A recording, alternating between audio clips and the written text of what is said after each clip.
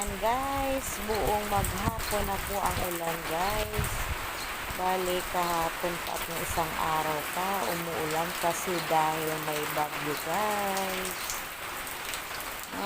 Ingat po tayo guys kasi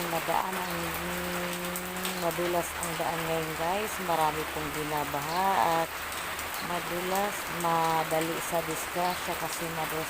Ingat po guys dun sa mga bumabiyahe po guys. Ayan po, nakakalibre na po tayo ng pandili kaso mahirap po pag maulan guys. Hindi tayo makakilos ng maayos guys at andi dito lang sa loob. At mahirap po yung nasa mga katabi ng ilog guys kasi bumabaha po talaga ngayon guys. Kaya ingat po tayo guys. Bye.